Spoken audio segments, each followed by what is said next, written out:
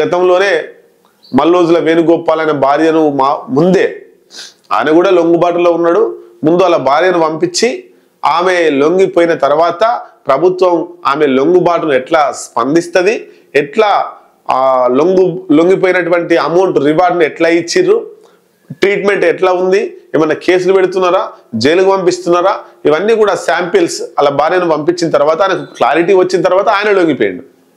వస్తూ వస్తూ ఈయనను పట్టుకొచ్చిండు ఆశనుడు. మరి ఇప్పుడు హిడ్మా కూడా మరి తన బిడ్డ లొంగిపోయినా పర్వాలేదు, నేను నా జీవితం మావోయిజానికే అడవులకే దండకారణ్యానికే అంకితం అనుకుంటున్నాడా, లేదా ఈ మల్లోజుల వేణుగోపాల్ చేసినట్టే ముందు తన బిడ్డను లొంగిపోమని చెప్పి అంత క్లియర్గా అనిపించిన తర్వాత ఆయన ఇప్పుడు లొంగిపోతున్నాడా అనే సమాధానం మనం చూస్తే, హిడ్మా లొంగిపోయేది ఉంటే ఎప్పుడో లొంగిపోయేటాడు, ఆయుధాలు విడిచిపెట్టమని చెప్పేసి కేంద్ర కమిటీ ఒక ప్రకటనలు కూడా చేసింది. మరి ఈ నేపథ్యంలో చర్చ జరుగుతుంది.